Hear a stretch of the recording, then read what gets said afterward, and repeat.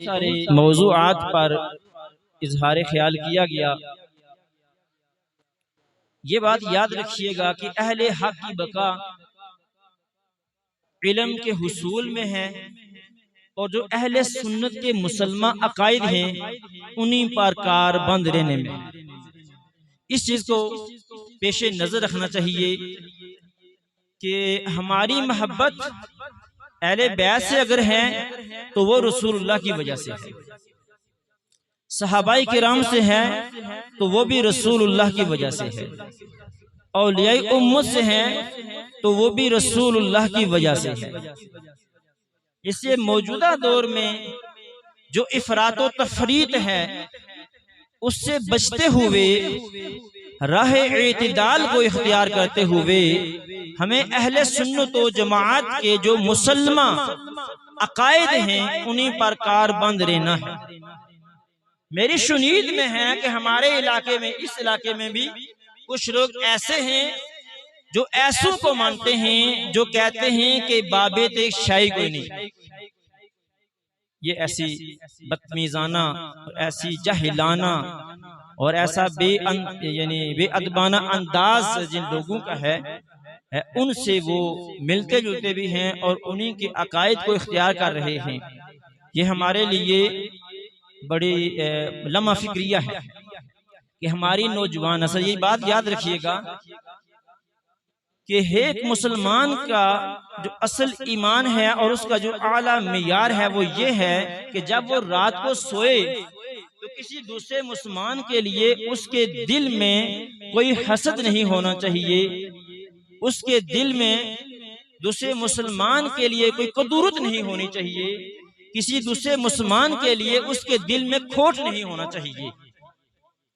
ये जो सीने की सफाई है ना, ये असल दीन है, असल ईमान है।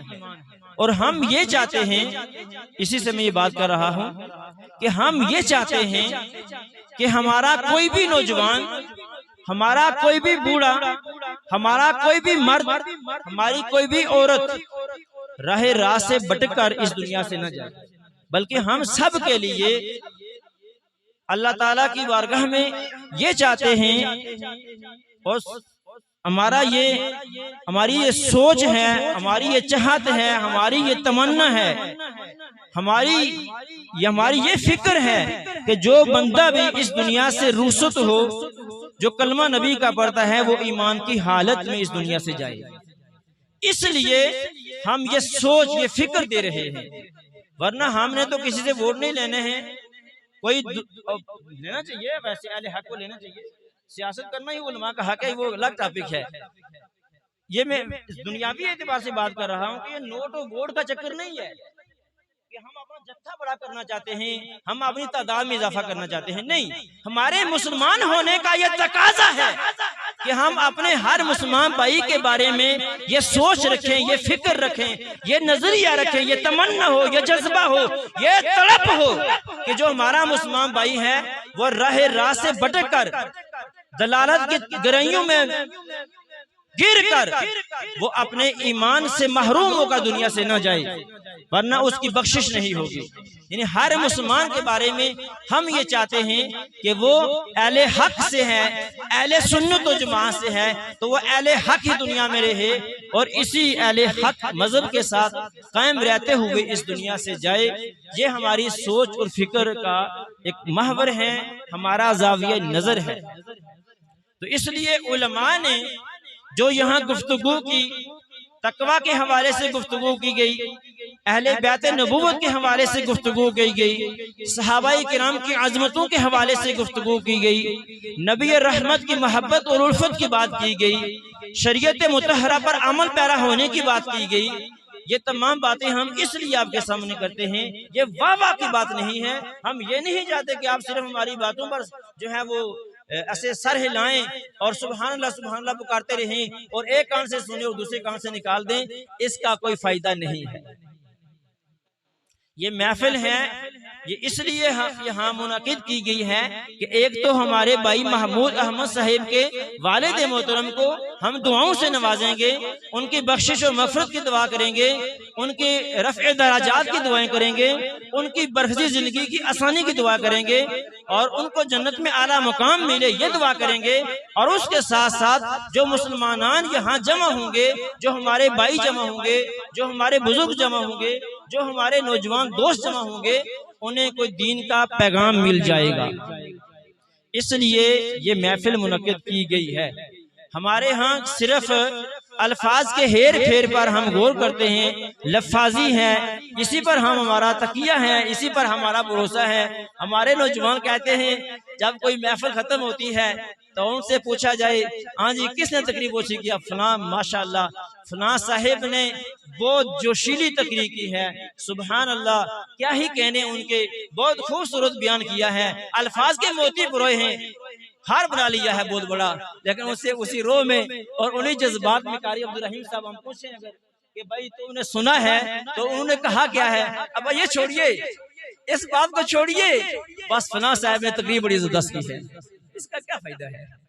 मैं ये कहना चाहता हूँ, चूंकि वक्त के दामन में गुंजाइश नहीं, मेरे भाई महमूद साहब ये चाहत रखते थे, ये तमन्ना रखते थे, फिर कभी मौका मिला तो इंशाअल्लाह सैर हासिल गुफ्तगू होगी, जिस मौजू पर भी होगी। वालिदैन का मौजू मैंने रखा है, मैंने आयत करीमा जो पढ़ी है, ये बात याद रखिए कि अल्लाह ताला ने इंसान को पैदा किया, बेशक इसमें कुछ शक वाली बात नहीं है। देखे ना, कोई बंदा जोश से अगर आपको कहे कि अल्लाह एक है तब भी वही बात है, और आराम से कहेगा अल्लाह एक है तब भी यही बात है, बात वही है ना, बात में कोई फर्क नहीं ना। मैं आराम से आपसे कह रहा हूं कि अल्लाह ताला ने इंसान को पैदा किया, फिर अल्लाह ताला ने इंसान को रिश्तों के मुख्तलिफ बंधन में बांधा है। किसी को अल्लाह ने बाप करार दिया है, किसी को माँ का शर्फ अता किया है, किसी को बेटा बनाया है, तो किसी को बेटी की अजीम निस्बत अता की है। फिर अल्लाह ताला ने क्या किया कि इनमें से हर एक के हुकूक को मुकर्रर किया है और इस बात की तलकीन फरमाई है और इस बात का पाबंद किया है कि इन तमाम किस्म के जो लोग हैं इनके हम हुकूक अदा करें। उनमें से वालिदैन के हुकूक को अल्लाह सुब्हानहु व तआला ने अपनी इताअत और बंदगी के बाद बयान किया है। तो वो जो है मेरी तरफ, अल्लाह ने सबके हुकूक बयान किए हैं, माँ के हुकूक, बाप के हुकूक, बेटे के हुकूक, बेटी के हुकूक, आपकी खाला हैं उनके भी हुकूक हैं, आपकी फूफाएं हैं उनके भी हुकूक हैं, आपके चाचे हैं, आपके ताए हैं, यानी दुनिया में जो भी रिश्ते हैं, जो भी मुमकिन सूरतें हैं, तमाम किस्म के लोगों के हुकूक हैं। और अल्लाह के हबीब क्या फरमाते हैं, वातु कुल्ला ज़ी हक़्क़िन हक़्क़हु, कि हर हकदार को उसका हक अदा करो। ये तो बात तय है, लेकिन अल्लाह ने इनमें से, इन तमाम हुकूक में से इज्जत किसे दी है, मकाम किसे दिया है, अहमियत के साथ किन के हुकूक को उजागर किया है, तो अल्लाह ताला ने अपनी इताअत और बंदगी के बाद वालिदैन और उनके हुकूक को जिक्र किया है। ये इस बात की तरफ इशारा है कि अल्लाह की नजर में सबसे अहमियत के हामिल जिनके हुकूक हैं वो इंसान के वालिदैन, वो इंसान के वालिदैन हैं। अगर आपने मुझे टाइम का पाबंद किया हुआ है तो बता दें, तो फिर इस तरह नहीं करनी चाहिए। हाँ, अगर मुझे आपने टाइम का पाबंद किया होता तो मैं कहता जी मुझे 15 मिनट दिए हुए हैं तो मैं 15 मिनट तकरीर करूंगा, ऐसा तो आपने नहीं किया ना जी, आपने नहीं किया, इसलिए मैं गुफ्तगू कर रहा हूँ। अगर जब आप कहेंगे तो मैं बस कर दूंगा, ऐसी कोई बात नहीं है। तो अल्लाह ने हुकूक बयान किए हैं, सबके हुकूक हैं और सबके हुकूक हमने अदा करने हैं, सबके हुकूक जरूरी है। देखें ना, हुकूक को फराइज होते हैं। मिसाल के तौर पर उस्ताद के जो हुकूक है ना वो शागिर्द के फराइज हैं, इसी तरह वालिदैन के जो हुकूक होते हैं ना वो औलाद के फराइज होते हैं, इसी तरह जो औलाद के हुकूक है ना वो वालिदैन के फराइज हैं। तो ये हुकूक और फराइज का एक सिलसिला है जो अल्लाह ने कायम किया है।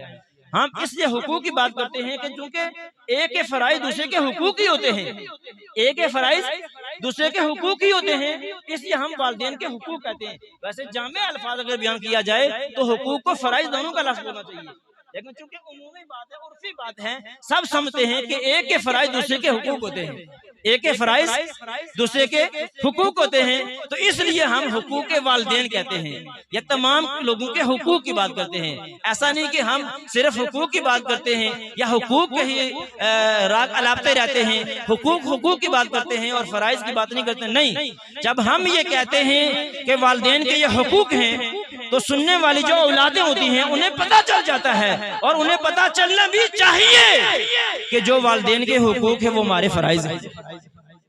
अगर किसी उस्ताद की इज्जत और मकाम और मर्तबे को बयान किया जा रहा है, सुनने वाले शागिर्दों को समझ आना चाहिए, बल्कि ये तो एक कॉमन सेंस बात है कि उस्ताद के जो हुकूक हैं वो तलामिजा के क्या हैं, फराइज हैं। तो इसी तरह माशरे के जो भी और लोग हैं, मिसाल के तौर पर कोई बंदा किसी दूसरे का पड़ोसी है, तो जब पड़ोसी के हुकूक बयान कर रहे हैं तो पड़ोसी होने की निस्बत से दो पड़ोसी बराबर है ना, आपस में हम साया है ना, एक दूसरे के साए में रहने वाले हम साया हैं। तो जो पड़ोसी के हुकूक बयान किए जाएंगे वो दूसरे पड़ोसी के ही हुकूक होंगे। अगर एक पड़ोसी के हुकूक हैं तो दूसरे की वही है, यानी एक दूसरे के फराइज और हुकूक बराबर हैं। तो इसलिए मेरी गुजारिश वालिदैन के हुकूक की तरफ है। चूंकि वक्त के दामन में इतनी गुंजाइश नहीं है, मैं भी नहीं चाहता कि आपको अब यहाँ लटका लूँ और लंबी यहाँ गुफ्तगू करूँ। तो मैं जो आयत करीमा मैंने आपके सामने तिलावत की है, वक़दा रब्बुका अल्ला ताबुदू इल्ला इय्याहु व बिल वालिदैनि इहसाना, व इहसाना तक मैं रहूंगा, इससे आगे नहीं जाऊंगा। वैसे हमारे उलमा और मुफस्सिरीन ये कहते हैं कि कुरान करीम फुरकान हमीद में से अगर कोई आप ऐसा मकाम तलाश करना चाहें जहां शरअ व बस के साथ तफसीलन वालिदैन के हुकूक बयान किए गए हैं, तो वो आया करीमा है जो मैंने आपके सामने तिलावत की है, वो मकाम है। ये सूरा बनी इसराइल यानी सूरा इसराइल की आयात मैंने आपके सामने तिलावत की हैं। तो इनमें अल्लाह सुब्हानो तआला ने वालिदैन के हुकूक को बयान किया है, वालिदैन के हुकूक को बयान किया, यानी कि औलाद के फराइज बयान किए हैं। तो अल्लाह सुब्हानो तआला इरशाद फरमाता है, वक़दा रब्बुका अल्ला ताबुदू इल्ला इय्याहु व बिल वालिदैनि इहसाना, तेरे रब ने इस बात का फैसला फरमा दिया है, यानी ये बात ताकीदन अल्लाह ने इरशाद फरमाई है कि तेरे रब ने इस बात की वसीयत कर दी है, फैसला कर दिया है, हुक्म दे दिया है कि तुम उसके सिवा किसी की इबादत ना करो। तो इबादत का मुस्तहिक सिर्फ एक अल्लाह की जात है और उसके सिवा किसी और की इबादत नहीं है।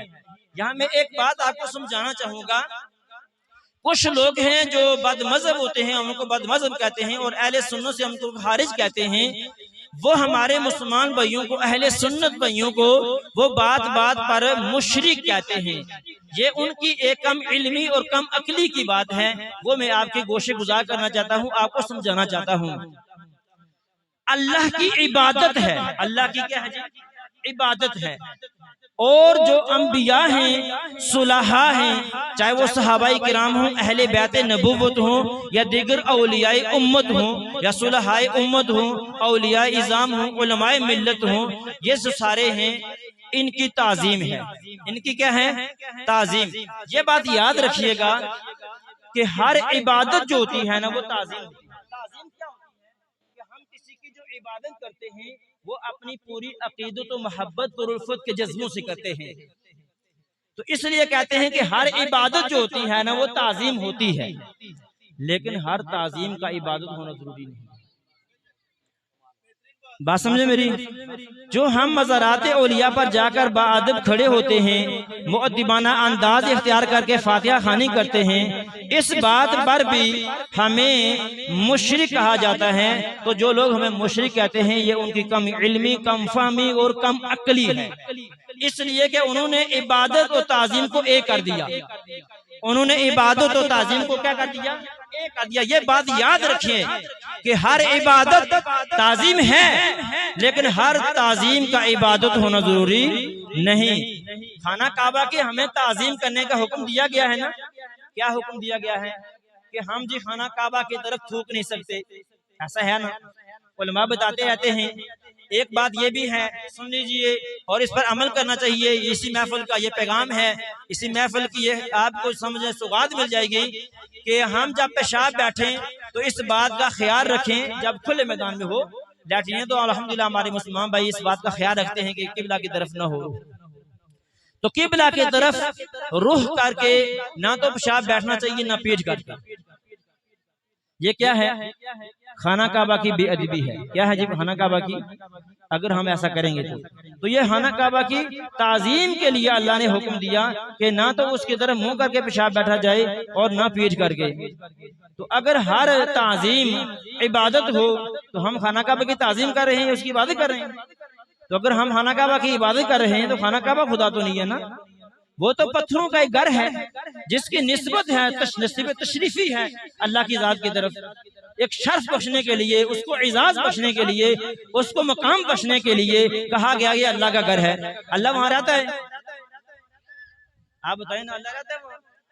अल्लाह तो नहीं रहता किसी घर में, वो ला मकान है, वो जिस्म जिस्मानियात से पाक है, उसका जिस्म नहीं है जिस तरह हमारा जिस्म, वो किसी जगह रहता तो नहीं ना। लेकिन हम बैतुल्लाह की ताजीम करते, क्या कहेंगे ये आप इसको? ये हुक्म दिया गया कि खाना काबा की तरफ ना मुंह करके पेशाब बैठो, ना पीठ करके, और ना उसकी जहर की तरफ थूको, इसलिए कि ये थूकना जो है वो बहुत बड़ी बेअदबी है और अल्लाह और उसके रसूल की अज़ियत का बाइस है। शार्ट और मुख्तसर अंदाज में बता रहा हूँ कि इमाम अबू दाऊद ने नकल किया, हज़रत सहल बिन साइदी फरमाते हैं कि एक इमाम साहब थे, उस वक्त मस्जिदों के फर्श जो होते थे ना वो कच्चे होते थे, मट्टी होती थी, फर्श नहीं होते थे, कालीन नहीं बिछी होती थी। ये अल्लाह ने हम पर इनामात किए हैं, एहसान किया हुआ है हम पर। ये अल्लाह ताला ने हम पर अपने इनामात की बरसात की है कि आज हम कालीनों पर, वो तो पत्थरों पर नमाज पढ़ते थे फिर भी नमाज नहीं छोड़ते थे, हमें कालीनें मुयस्सर हैं और हमें गर्मी और सर्दी के मुताबिक सहूलियात मुयस्सर हैं, फिर भी हम मस्जिद को थाना समझते हैं, पता नहीं क्यों। बहरहाल एक इमाम साहब थे, नबी पाक के दौर की बात है, वो नमाज पढ़ा रहे थे। नमाज पढ़ाते हुए हुक्म ये था कि अगर किसी को थूक आ जाए तो वो अपने यानी उल्टे पांव की तरफ जो है वो थूकेगा, सामने नहीं थूकेगा, सामने नहीं थूकेगा। ये हुक्म था, ये हुक्म रसूल है। अहादीस की कुतुब गवाह है, उलमा से पूछ सकते हैं आप। इमाम साहब ने क्या किया कि बेदिहानी में, बेतवज्जुही में, गफलत में क्या कर दिया कि सामने खाना काबा की तरफ थूक दिया, सामने खाना काबा की तरफ थूक दिया। तो बाद में अल्लाह के रसूल नबी दो आलम अलैहिस्सलाम ने जो नमाजी थे उनसे फरमाया कि आइंदा ये शख्स तुम्हें नमाज न पढ़ाए, आइंदा ये शख्स तुम्हें नमाज न पढ़ाए। जब अगली नमाज का वक्त हुआ, इमाम साहब मुसल्ला इमामत पर खड़ा होने लगे तो नमाजियों ने इनकार कर दिया, कहा हम आपके पीछे नमाज पढ़ने वाले नहीं हैं। उन्होंने कहा क्यों? बरसों से तो नमाज तुमको पढ़ा रहा हूँ, पीछे पढ़ रहे हो, आज वजह क्या हुई? तो नमाजियों ने कहा कि आपके बारे में अल्लाह के रसूल सल्लल्लाहु अलैहि वसल्लम ने यूं यूं इरशाद फरमाया है, ऐसा ऐसा अल्लाह के रसूल आपके बारे में इरशाद फरमा चुके कि आपके बारे में ये फरमा चुके कि हम आपके पीछे नमाज न पढ़ें। अब वो जो इमाम साहब थे, इमामुल अंबिया की बारगाह में हाजिर हो गए, इमामुल अइम्मा की बारगाह में हाजिर हो गए और अर्ज की या रसूल या हबीब अल्लाह कि आपने मेरे नमाजियों को ये बात फरमाई है? तो अल्लाह के रसूल ने फरमाया हाँ, तूने खाना काबा की जिहद की तरफ थूका, फकद आज़ैत अल्लाह व रसूला, तूने अल्लाह उसके रसूल को अज़ियत दी है, इसलिए ये बात मैंने तुम्हें कही है। बात यह समझिएगा कि जो खाना काबा की ताज़ीम ना करे, अल्लाह के रसूल क्या फरमाते हैं, वो अल्लाह उसके रसूल को अज़ियत देने वाला है। अल्लाह का कोई अज़ियत नहीं दे सकता, ये बात याद रखिएगा। अल्लाह के रसूल ने ये बात ताकीदन इरशाद फरमाई है। अल्लाह को कोई तकलीफ, ये मुझे और आपको कोई तकलीफ दे सकता है, अल्लाह को कोई तकलीफ नहीं दे सकता। तो अल्लाह के रसूल ने ये बात इसलिए फरमाई है कि रसूलुल्लाह को तकलीफ देना गोया कि अल्लाह को तकलीफ देना है, और जो अल्लाह को तकलीफ देता है ना, अल्लाह ताला उसको अपनी गिरफ्त में ले लेता है। तो पता ये चला कि जो बंदा खाना काबा की ताजीम ना करे वो मनसब इमामत का अहल नहीं है और अल्लाह उसके रसूल को अज़ियत देने वाला है। तो जो अल्लाह के नेक बंदे होते हैं वो खाना काबा से अफजल होते हैं। ये बात आपने कभी सुनी है?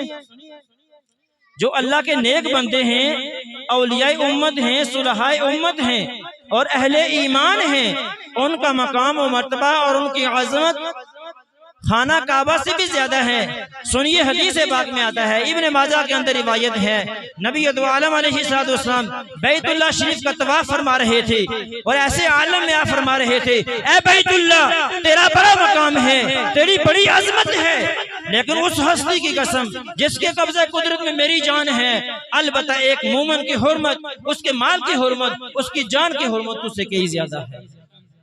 तो तो जिसकी हुर्मत कम है उसकी बेअदबी करने से बंदा मनसब इमामत का अहल नहीं हो सकता। और जिनकी हुर्मत ज्यादा है यानी अल्लाह के नेक बंदे, तो उनकी अगर कोई बंदा बेअदबी करता है तो वो मनसब इमामत का अहल हो सकता है। वो हमारा उस्ताद के रहने का लायक है, वो हमारा आलिम होगा। तो जो लोग ये कहते हैं बाबेद शाही कोई नहीं, जो लोग ये कहते हैं कि बाबेद शाही कोई नहीं, क्या वो उम्मत मुसलमान के हकीकी वारिस हो सकते हैं? वो उम्मत मुसलमान के जायज वारिस हो सकते हैं? वो उम्मत मुसलमान के जायज इमाम नहीं है, मुअल्लिम नहीं है, उस्ताद नहीं हो सकते। और ऐसे की कोई इज्जत नहीं है, इसलिए कि इज्जत उसकी है जो अल्लाह के रसूल की इज्जत करे, इज्जत उसकी है जो सहाबाए किराम की इज्जत करे, इज्जत उसकी है जो अहले बैत की इज्जत करे, इज्जत उसकी है जो सुलहाए उम्मत की इज्जत करे, इज्जत उसकी है जो औलिया उम्मत की इज्जत करे। और उसकी कोई इज्जत नहीं है। इज्जत किसकी है? वलिल्लाहिल इज्जतु वल रसूली वलिल मुमिनीन, इज्जत अल्लाह की है, उसके रसूल की है, अहले ईमान की है। और जो बातों बातों में और बात बात में कहे ये बाबेद कोई शाही कोई नहीं, तो ऐसे लोगों के पीछे चलने में हमारे लिए खसारा है, नुकसान है और दुनिया और आखिरत की रुसवाई है।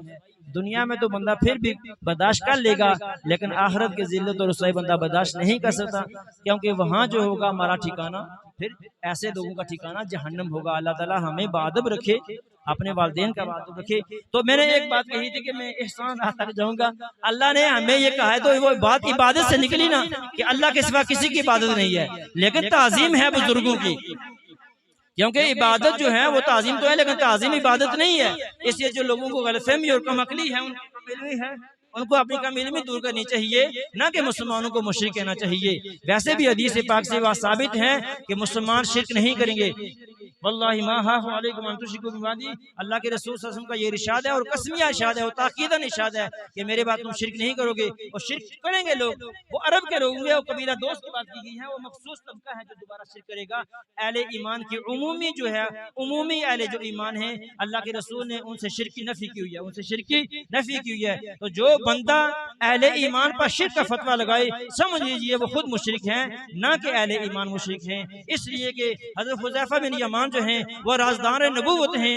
उनके बारे में आता है सूरह फातिर के अंदर, इब्ने कसीर ने भी लिखा है और तफसीर सादी के अंदर भी है कि एक आदमी के बारे में अल्लाह के रसूल ने खबर दी है कि एक आदमी होगा, वो दीन का इल्म हासिल करेगा, कुरान की तिलावत करेगा और इस्लाम की रौनक और उसका नूर जब उस इंसान के जिस्म पर जाहिर हो जाएगा, तो वो यकायक क्या करेगा, वो अपने पड़ोसी पर तलवार सोच लेगा और उस पर शिर्क का इल्जाम लगा देगा। गौर से सुनिएगा जी, जो शिर्क का इल्जाम लगा देगा, क्या करेगा, कुरान पढ़ेगा, दीन की तालीम हासिल करेगा और इस्लाम की और कुरान की रिदा ओढ़ लेगा। तो फिर क्या, जब कुरान की रौनक उसके चेहरे से जाहिर होगी, तो यकायक वो इस्लाम की चादर को अपने ऊपर से फेंक देगा और अपने पड़ोसी पर तलवार सोच लेगा और उससे उस पर शिर्क का इल्जाम लगा देगा, उस पर शिर्क का इल्जाम लगा देगा। तो हज़रत हुज़ैफा बिन यमान फरमाते हैं कि साहबा ने पूछा, या रसूलल्लाह, जो शिर्क का इल्जाम देने वाला होगा वो शिर्क के ज्यादा लायक है या जिस पर शिर्क का इल्जाम लगाया जा रहा होगा? तो हुजूर ने फरमाया, बल रामी, जो शिर्क का इल्जाम देने वाला होगा वो शिर्क के ज्यादा नजदीक होगा। तो पता ये चला कि ये जो शिर्क की बात कर रहे हैं वो शिर्क के ज्यादा लायक हैं, और जिन लोगों को मुशरिक कह रहे हैं वो शिर्क की तारीफ क्या है भाई? शिर्क की तारीफ क्या है? ये छोटे बच्चे तो शोर करेंगे, बुजुर्ग आजाद सुन रहे हैं। शिर्क क्या होता है? शिर्क दो ही चीजें होती हैं, याद रखिएगा, हमारे उलमा ने लिखा है शिर्क दो ही चीजें होती हैं, शिर्क दो ही चीजें होती हैं और कोई मतलब मुशरिक नहीं होता। शिर्क दो चीजें होती हैं, एक ये है कि अल्लाह के सिवा किसी और को माबूद ठहराना, और एक ये है कि अल्लाह के सिवा यानी दो खुदा मानना, एक ये शिर्क है। जिस तरह के मजूसी दो खुदा मानते हैं, एक नेकी का खुदा उसको यज़दान कहते हैं, एक बुराई का खुदा उसको अहरमन कहते हैं, एक ये शिर्क है। और एक शिर्क वो है जो अल्लाह के सिवा को छोड़कर बुतों की पूजा करते थे कुरैश मक्का, बस ये दो शिर्क।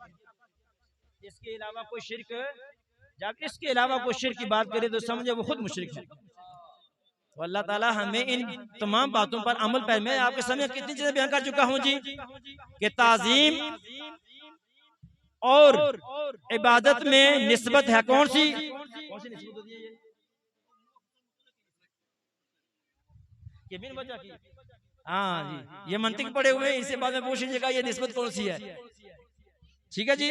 हाँ, तो ये एक निस्बत मैंने बयान की आपके सामने, और मैंने आपके सामने ये बात बता दी है कि जो अल्लाह उसके रसूल की ताज़ीम करने वाला नहीं है, सुलह की ताज़ीम करने वाला नहीं है, उसके पीछे नमाज नहीं पढ़नी चाहिए। लोग पूछते हैं भाभीियों के पीछे नमाज पढ़ें, फलां के पीछे नमाज पढ़ें, इनके पीछे नमाज जायज़ नहीं है, इसलिए कि अल्लाह उसके रसूल के गुस्ताख होते हैं, बेअदब जो होते हैं ना, उनके पीछे नमाज नहीं पढ़नी चाहिए। मैं सभी की बात नहीं करता, हर एक अकीदा हमें मालूम नहीं होता, कुछ लोग जो है वो मस्तूरुल हाल भी होते हैं। ये चीजें आपके सामने बयान कर दी हैं। शिर्क क्या होता है ये आपके सामने आ गया है। वालिदैन की जो बात है वो बिल वालिदैन इहसाना, वालिदैन के साथ हुस्न सलूक करो, ये अल्लाह ने हमें हुक्म दिया है। एहसान क्या है, ये दो बातें मैं आपके सामने बयान करूंगा। एहसान क्या है, आज की औलादें समझ लें, जान लें, पहचान लें। अब्दुल्लाह इब्न अब्बास से पूछा गया कि एहसान क्या है, तो उन्हें कहा कि अगर तेरे कपड़ों के ऊपर गिरदो गुबार जमी हुई हो और तू उसको जानना चाहे तो अपने वालिदैन के सामने कभी ना जानना, ये एहसान है। एक बात ये बताइए। और दूसरी बात जो है इमाम हसन से है, इमाम हसन मुश्तबा सैयद इमाम हसन मुश्तबा। अभी बाबा नज़ीर कादी साहब बता रहे थे कि हसनैन के रिमैन जो हैं वो रसूलुल्लाह के मुशाबे थे, तो इसी मुशाबत को पेश नजर रखकर आला हजरत इमाम अहमद बरेलवी ने कहा कि मादूम न था साया शाह सकलैन, इस नूर की जलवागा थी ज़ाते हसनैन, और तमसील ने इस साया के दो हिस्से किए, आधे से हसन बने आधे से हुसैन। तो इमाम हसन से पूछा गया कि वालिदैन के साथ हुस्न सलूक क्या है, तो उन्होंने कहा कि तू अपने माल को अपने वालिदैन के लिए खर्च करे, तू अपने माल को अपने वालिदैन के लिए खर्च करे। आज औलादें कहती हैं और मेरे बीवी बच्चे जी मैं क्या करा, मैं तुझे कुछ दिया, ये नहीं सोचना जी ना, ठीक है हो सकता है कि उनकी कोई मजबूरी भी हो, लेकिन ये है कि हुस्न सलूक का जो हुक्म अल्लाह ने दिया है वो औलाद का फर्ज है कि अपने वालिदैन की खिदमत करे। और वैसे कहते हैं लोग कि मैं क्या करा जी उन्होंने मैं तुमको तो दुआई की दिया नगी, मैं तुमका इन कपड़े को तो की दिया। हालांकि अल्लाह के रसूल सल्लल्लाहु अलैहि वसल्लम के प्यारे नवासे क्या फरमाते हैं कि अल्लाह ने जो हमें अपने वालिदैन के साथ हुस्न सलूक का हुक्म दिया है उसका तकाजा ये है कि हम अपने माल को तरजीही बुनियादों पर अपने वालिदैन पर खर्च करें और जिस चीज का वो हुक्म दें उसकी तामील करें। हाँ, अगर अल्लाह की नाफरमानी का हुक्म दें, गुनाह का हुक्म दें तो उसमें इताअत नहीं है। उसके अलावा जिस बात का भी हुक्म हमें हमारे वालिदैन दें हमें उसकी तामील करना जरूरी है। ये है हुस्न सलूक जिसका हुक्म अल्लाह ने हमें किताबुल्लाह में दिया। अल्लाह ताला मुझे और आप सबको अमल की तौफीक अता फरमाए। मैंने टाइम ज्यादा ले लिया, मैं माज़ खां। अस्सलाम वालेकुम। माशाअल्लाह।